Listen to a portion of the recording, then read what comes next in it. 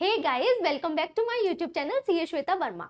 आज की इस वीडियो में हम जीएसटी की नोटिफिकेशन नंबर 22/2024 के बारे में बात करेंगे। सेंट्रल टैक्स की नोटिफिकेशन है ये और 8 अक्टूबर 2024 को आ चुकी है। बहुत अच्छी नोटिफिकेशन है, टैक्स पेयर को बेनिफिट प्रोवाइड किया गया है इसमें। तो देखते हैं क्या है, बट उससे पहले थोड़ा बेसिक बैकग्राउंड समझ लेते हैं। गाइस, जून में जीएसटी की 53 काउंसिल मीटिंग हुई। इसमें काफी सारे चेंजेस सजेस्ट किए गए। अब गाइस, इन चेंजेस को इम्प्लीमेंट करने के लिए गवर्नमेंट सर्कुलर्स इश्यू करती है, बट कुछ चेंजेस ऐसे होते हैं जो केवल सर्कुलर्स को इश्यू करके ही इम्प्लीमेंट नहीं किए जा सकते, उनके लिए लॉ में चेंज करना होता है। तो क्योंकि जून में ये मीटिंग हुई थी, उसके बाद में 23 जुलाई 2024 को बजट आया, इंटरिम बजट, जो कि फाइनेंस एक्ट 2024 पार्ट 2 बन चुका है। इस बजट में कुछ नए सेक्शंस इंट्रोड्यूस किए गए जीएसटी एमएसटी स्कीम के अंदर। अब क्योंकि वो एमएसटी स्कीम है तो इसमें जो सेक्शंस इंट्रोड्यूस किए गए टैक्स पेयर के बेनिफिट के लिए किए गए। तो आज हम दो सेक्शंस के बारे में बात करेंगे, particularly section 16 subsection number 5 and 16 subsection number 6। अब ये सेक्शंस जो है, इनको इन्फोर्स करने के लिए नोटिफिकेशन लाया गया। गवर्नमेंट ने नोटिफिकेशन इश्यू किया 22/2024। ये वही नोटिफिकेशन है जिसके बारे में मैंने वीडियो के स्टार्टिंग में ही बात कर ली गई थी। 8 अक्टूबर 2024 को ये नोटिफिकेशन आया। इस नोटिफिकेशन में बताया गया कि कैसे सेक्शन 16(5) और 16(6) वर्क करेंगे, इसका पूरा प्रोसीजर क्या होगा। अब ये सेक्शन 16 सबसेक्शन नंबर 5 क्या है, सेक्शन 16 सबसेक्शन नंबर 6 क्या है, और ये नोटिफिकेशन है क्या प्रोसीजर बताती है, ये क्या कहती है, इन सब चीजों को डिटेल में समझते हैं। लेकिन उससे पहले हमेशा की तरह अगर आपको वीडियो अच्छी लगे तो प्लीज वीडियो को लाइक करना ना भूलें, शेयर करें। अगर आप चैनल पर नए हैं, चैनल को अभी तक सब्सक्राइब नहीं किया है, तो प्लीज चैनल को सब्सक्राइब कर दीजिएगा। तो चलिए वीडियो को स्टार्ट करते हैं। Section 16 subsection number 5। Section 16 subsection number 5 को समझने से पहले ये समझते हैं सेक्शन 16 क्या कहता है। ठीक है, सेक्शन 16 बात करता है एलिजिबिलिटी एंड कंडीशंस। कौन सी eligibility and condition? To avail ITC को अवेल करने के लिए। अब ये आईटीसी क्या होता है ये आपको पता होना बहुत जरूरी है। एक बार मैं ब्रीफ में समझा देती हूँ एग्जाम्पल के थ्रू। एक एग्जाम्पल लेते, 3 पर्सन है, mister A, mister B and mister C. Mister A GST में रजिस्टर्ड पर्सन है, वो कोई 100 रुपए का गुड सेल करते हैं मिस्टर बी को।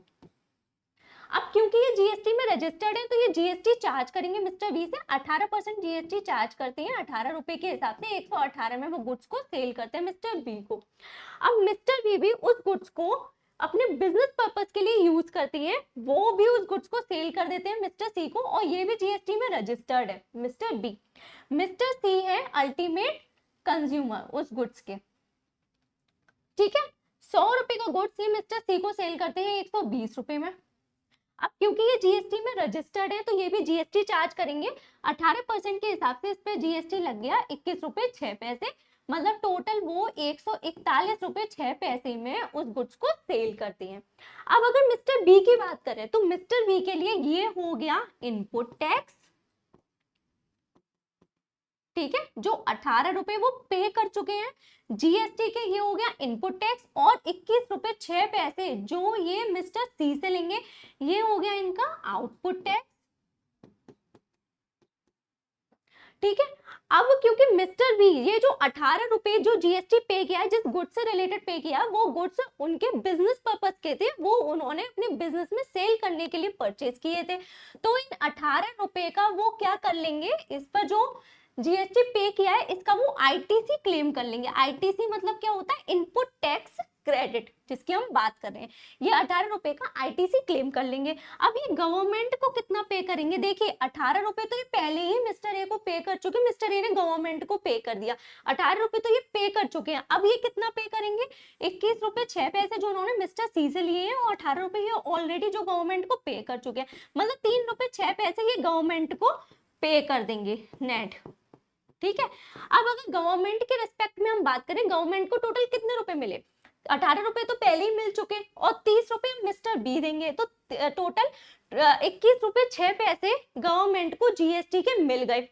अब अगर मिस्टर बी की बात करें तो मिस्टर बी ने गवर्नमेंट को कितने पैसे दिए, देखिए 18 रुपए तो मिस्टर बी दे चुके थे गवर्नमेंट को पहले ही, लेकिन उन्होंने इस 18 रुपए का आईटीसी क्लेम कर लिया था। तो आईटीसी क्लेम करने की वजह से ये जो 21 रुपए 6 पैसे इनको मिस्टर सी से मिले, वो तो उन्होंने 18 रुपए अपने पास रख लिए और 3 रुपए 6 पैसे गवर्नमेंट को दिए। ठीक है, तो इनके पास से कुछ नहीं गया। ठीक है, जो पहले पे कर चुके थे 18 रुपए उसका उन्होंने क्लेम ले लिया, तो इनके पास से कुछ नहीं गया। अब 21 रुपए 6 पैसे किसने गवर्नमेंट को पे किए, तो वो टोटल मिस्टर सी ने ही गवर्नमेंट को पे किए हैं।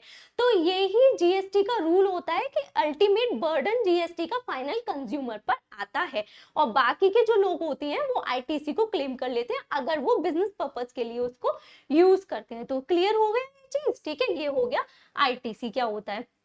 अब 16(5) को समझने से पहले एक बार सेक्शन 16 सबसेक्शन नंबर 4 को समझिए। सेक्शन 16 सबसेक्शन नंबर 4 क्या होता है। एक और बात, ये जैसे आईटीसी लेंगे, जो 18 रुपए का मिस्टर बी आईटीसी लेंगे, तो वो उन्हें आईटीसी कब मिलेगा, जब वो कुछ एलिजिबिलिटी और कंडीशंस को और टाइम लिमिट के अंदर आईटीसी लेंगे, मतलब एलिजिबिलिटी और कंडीशंस को सेटिस्फाई करते हैं और एक प्रिस्क्राइब टाइम लिमिट के अंदर उस आईटीसी को लेते हैं, तभी वो आईटीसी मिलेगा। हर केस में आईटीसी नहीं मिलता। अब वो एलिजिबिलिटी क्या होती है, कंडीशंस क्या होती है, वो ही सेक्शन 16 में बता रखी है। और वो टाइम लिमिट क्या होती है, जिस टाइम लिमिट के अंदर इनको आईटीसी लेना होता है, वो सेक्शन 16 सबसेक्शन नंबर 4 बताता है। तो 16(4) क्या बताता है, time limit to avail ITC. अब 16 सबसेक्शन नंबर 4 ने टाइम लिमिट क्या बता रखी है। तो जब जीएसटी आया था, जीएसटी कब आया था, 1 जुलाई 2017 को जीएसटी आया था, तब गवर्नमेंट ने बोला था कि आप अपने आईटीसी को कब तक ले सकते हो। तो उस वाले केस में बोला कि आपका जो फाइनेंशियल ईयर खत्म होता है, जैसे कि पहला फाइनेंशियल ईयर 17-18 था, 1 जुलाई 2017 को आया था ना जीएसटी, तो पहला फाइनेंशियल ईयर कौन सा पड़ा, 17-18 का। अब ये फाइनेंशियल ईयर जब एक्सपायर होता है, मतलब 31 मार्च 2018 को, उसके बाद में जो सितंबर पड़ता है, ठीक है, 2018 का जो सितंबर पड़ेगा, उसकी जीएसटीआर 3B फाइल करने की जो ड्यू डेट होगी, वो ही डेट होगी आपके आईटीसी को अवेल करने की। तो अगर आप मंथली जीएसटीआर 3B को फाइल करते हैं, तो किसी भी मंथ की जीएसटीआर 3B फाइल करने की ड्यू डेट होती है उसके नेक्स्ट मंथ की 20th तारीख। ठीक है, तो सितंबर के जीएसटीआर 3B फाइल करने की डेट होगी 20th अक्टूबर। ठीक है, तो ये थी आईटीसी को अवेल करने की डेट। तो जो 17-18 थी, तो वो ही हो गई 20 अक्टूबर 2018। ठीक है, इसी तरह से 18-19 कितनी, 20 अक्टूबर 2019, 19-20 20 अक्टूबर 2020। ठीक है, और 20-21 20 अक्टूबर 2021। इस तरह से आपको आईटीसी को अवेल करना था इस ड्यू डेट तक। किसमें बताया, सेक्शन 16 सबसेक्शन नंबर 4। लेकिन 2022 में ये डेट चेंज हो गई। तो जो फाइनेंशियल ईयर 21-22 था, इस साल से जो ड्यू डेट थी वो ड्यू डेट कर दी गई 30 नवंबर, मतलब 30 नवंबर 2022। और ये ड्यू डेट अभी तक यही चल रही है। ठीक है, जो फाइनेंशियल ईयर एंड होता है उसके बाद में जो 30 नवंबर पड़ती है, तब तक आपको अपनी आईटीसी को अवेल करना होता है। ठीक है, ये बात समझ में आ गई। लेकिन क्या हुआ, जैसे ये जो साल थे ये इनिशियल ईयर्स थे जीएसटी के। अब जो इनिशियल ईयर्स थे, तो इस वजह से क्या था, पोर्टल पर बहुत टेक्निकल ग्लिचेस हो रहे थे। लोगों को जीएसटी लॉ की अवेयरनेस नहीं थी, उन्हें पता नहीं थी कि कंप्लायंसेस कैसे करनी होती है, और काफी फ्रिक्वेंट चेंजेस भी आ रहे थे और पोर्टल भी अपडेटेड नहीं था। तो इस वजह से लोग अपनी जीएसटीआर 3B टाइमली फाइल नहीं कर पाए। ठीक है, जीएसटीआर 3B जो फाइल करने की डेट थी वो टाइमली फाइल नहीं कर पाए, लोगों ने लेट फाइल की। अब क्योंकि जीएसटीआर 3B लेट फाइल की, तो इस वजह से जो आईटीसी था जो उनको लेना था वो भी लेट लिया इन्होंने, मतलब 16(4) की टाइम लिमिट के बाद में उस आईटीसी को क्लेम किया गया। समझ में आया, क्योंकि ये जो पहला साल था, इस पहले साल तो ये आईटीसी की जो डेट थी अवेल करने की, ये एक्सटेंड कर दी गई। ये इन्होंने अप्रैल 2019 तक एक्सटेंड की थी। लेकिन ये बाकी की ये वाले जो साल थे, इस साल तो उन्होंने कोई टाइम लिमिट एक्सटेंड भी नहीं की, है ना। तो इस साल के लिए लोगों के पास काफी भारी मात्रा में नोटिस आने स्टार्ट हुए। कौन से सेक्शन में नोटिस आए लोगों के पास में, नोटिस आए सेक्शन 73, 74, 107 और 108 के नोटिस आने स्टार्ट हुए। किस रिगार्डिंग? सेक्शन 16 सबसेक्शन नंबर 4 के रिगार्डिंग। उसमें क्या था नोटिस में कि आपने सेक्शन 16 सबसेक्शन नंबर 4 की जो टाइम लिमिट दे रखी है उस टाइम लिमिट तक आपने अपने आईटीसी को अवेल नहीं किया है, तो इसलिए आप हमको जो आईटीसी है वो दो, प्लस उस पर जो इंटरेस्ट बनता है वो पे करो, प्लस जो पेनल्टी है वो पे करो। ये लोगों के पास डिमांड नोटिस आने स्टार्ट हो गए। अब क्या हुआ, इसी चीज को जो गवर्नमेंट ने बेनिफिट देने के लिए एमएसटी स्कीम में सेक्शन 16 सबसेक्शन नंबर 5 जो है जिसकी हम बात कर रहे हैं, सेक्शन 16 सबसेक्शन नंबर 5 आया, वो यही बेनिफिट देता है। अब समझिए सेक्शन 16 सबसेक्शन नंबर 5 क्या कहता है? वो कहता है कि अगर आपके पास इन 4 फाइनेंशियल ईयर के रिगार्डिंग कोई नोटिस आया, देखिए 4 साल ही है केवल, 17, 18, 18, 19, 19, 20 और 20, 21, अगर इनके रिगार्डिंग आपके पास कोई ऑर्डर आया है, कोई नोटिस आया है, वो भी किस सेक्शन में? सेक्शन 73, 74, 107 और 108 का कोई नोटिस आया है, और आपकी डिमांड किससे रिलेटेड है? सेक्शन 16 सबसेक्शन नंबर 4 से रिलेटेड है। टाइम लिमिट के बाद में आपने अपनी आईटीसी को अवेल किया है, तो उस वाले केस में गवर्नमेंट 16(5) क्या कहता है कि अगर आपने इन चारों सालों का जीएसटीआर 3B अगर आपने 30 नवंबर 2021 तक इनमें से किसी भी साल का आपने जीएसटीआर 3B 30 नवंबर 2021 तक फाइल कर दिया है, तो आप आईटीसी लेने के लिए एलिजिबल हो, आपको आईटीसी मिल जाएगा। ठीक ना? आगे मतलब अगर 17-18 का भी जीएसटीआर 3B आपने 30 नवंबर 2021 तक फाइल कर दिया ना, तो भी आपको इसका आईटीसी मिल जाएगा। ये बोलता है section 16 subsection number 5। I hope आपको अच्छे से समझ में आ गया होगा सेक्शन 16 सबसेक्शन नंबर 5 क्या कहता है। अब आते हैं सेक्शन 16 सबसेक्शन नंबर 6 पर। ठीक है, सेक्शन 16 सबसेक्शन नंबर 6 पर देखिए, जो सेक्शन 16 सबसेक्शन नंबर 5 था वो तो केवल 4 सालों के लिए बात करता था, रिट्रोस्पेक्टिव इफेक्ट से बात करता था। ठीक है, 4 सालों के लिए बात करता था, लेकिन ये 16 सबसेक्शन नंबर 6 है, ये ऐसा कोई रिस्ट्रिक्शन नहीं लगा रहा किसी साल पर। पहले समझते हैं 16(6) क्या कहता है। 16(6) कहता है कि अगर किसी साल आपका जीएसटी रजिस्ट्रेशन कैंसिल कर दिया है ऑफिसर ने, किसी भी रीजन से जीएसटी रजिस्ट्रेशन कैंसिल हो चुका है और उसके बाद में किसी भी टाइम पीरियड में आपका रजिस्ट्रेशन वापस रिवोक हो गया है। ठीक है, लेकिन उस बीच में क्या हुआ, आपकी जीएसटीआर 3B फाइल करने की जो टाइम लिमिट थी वो निकल गई आपका, क्योंकि रजिस्ट्रेशन कैंसिल हो गया था, जीएसटीआर 3B फाइल करने की जो टाइम लिमिट थी वो निकल गई। इसकी वजह से आप सेक्शन 16 सबसेक्शन नंबर 4 की टाइम लिमिट के अकॉर्डिंग आईटीसी को अवेल नहीं कर पाए। ठीक है, क्यों नहीं कर पाए? क्योंकि आपका रजिस्ट्रेशन कैंसिल हो गया था। उस वाले केस में टाइम लिमिट को एक्सटेंड करता है सेक्शन 16 सबसेक्शन नंबर 6। अब एक एग्जांपल के थ्रू समझ लेते हैं कि क्या चीज हुई।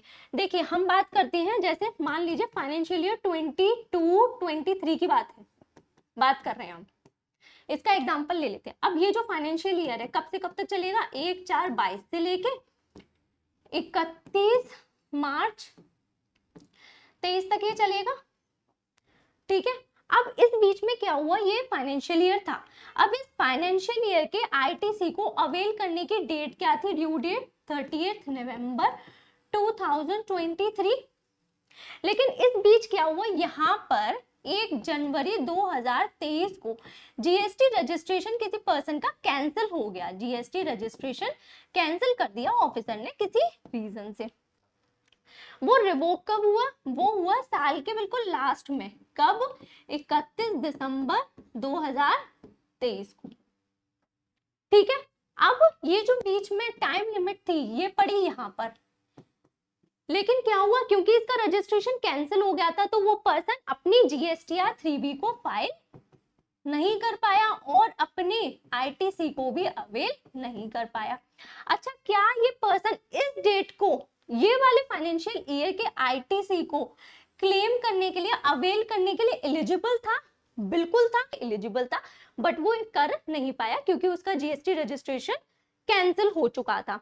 अब गवर्नमेंट क्या कहती है कि अगर ऐसा कोई केस हो गया है कि आप अपने जीएसटी 3B को फाइल नहीं कर पाए और अपने आईटीसी को क्लेम नहीं कर पाए, तो इस वाले केस में जब आपका रजिस्ट्रेशन रिवोक हो जाए, क्योंकि यहाँ पर वो रिवोक हो गया था, है ना, तो जब आपका रजिस्ट्रेशन रिवोक हो जाता है उसके 30 डेज के अंदर, विद इन 30 डेज आप अपने आईटीसी को क्लेम कर सकते हैं, आईटीसी को अवेल कर सकते हैं। तो इस वाले केस में ये जो फाइनेंशियल ईयर है जिसकी डेट निकल चुकी है, तो आईटीसी को कब अवेल किया जा सकता है?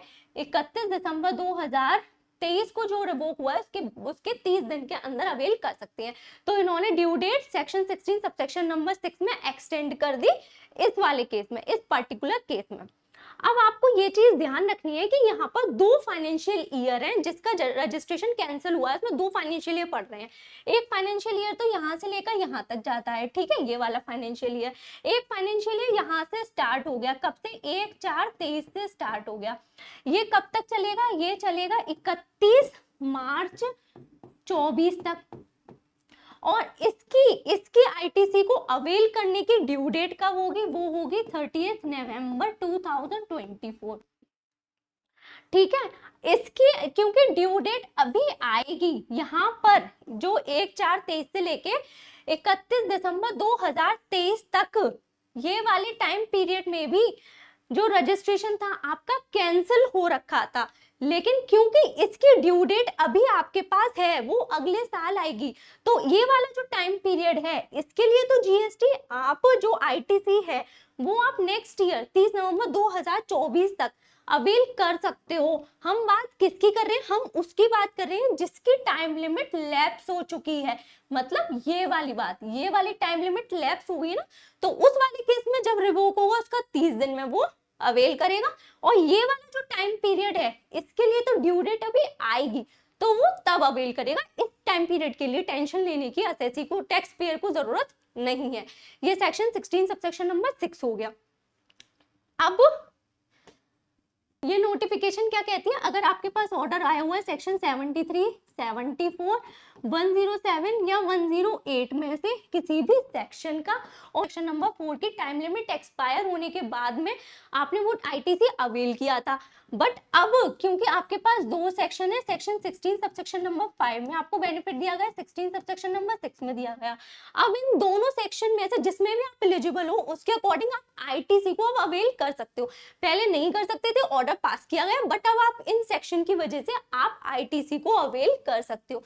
उस वाले केस में आपको इन ऑर्डर के अगेंस्ट में कैसे प्रोसीड करना है, क्योंकि वो ऑर्डर तो आपके पास है, वो ये नोटिफिकेशन 22/2024 बताती है।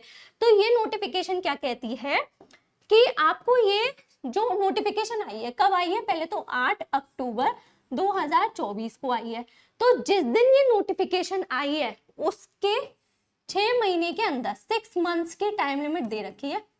6 महीने के अंदर आपको क्या करना है? एक तो आपको एप्लीकेशन फाइल करनी है, application for rectification of order.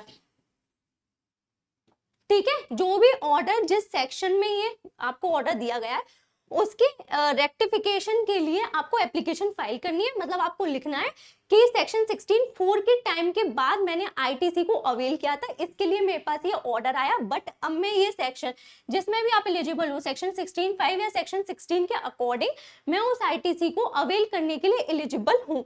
तो इस तरह से आपको ये एप्लीकेशन देनी है, प्लस आपको एक अनेक्स्चर ए भी फाइल करना है। अनेक्स्चर ए, अभी अनेक्स्चर ए क्या है? ये आपका जो नोटिफिकेशन दिया है ना, गवर्नमेंट ने रिलीज किया है, इस नोटिफिकेशन के साथ में ही अनेक्स्चर आपको मिल जाएगा। उस अनेक्स्चर ए को आप फिल कर दो। ठीक है, तो ये एप्लीकेशन को ड्राफ्ट करो और एक अनेक्स्चर ए को फिल कर दो और ये पोर्टल पर दोनों चीजों को सबमिट कर दो। उसके बाद क्या होगा? इस एप्लीकेशन को, इस अनेक्स्चर को कौन देखेगा? तो जो ऑफिसर, जिस ऑफिसर ने ये ऑर्डर पास किया है वही रेलिवेंट ऑफिसर इस एप्लीकेशन को चेक करेगा, और जिस दिन से आपने ये एप्लीकेशन फाइल किया उसके 3 महीने के अंदर, विद इन 3 मंथ्स, वो रेक्टिफिकेशन ऑर्डर पास कर देगा 3 महीने के अंदर।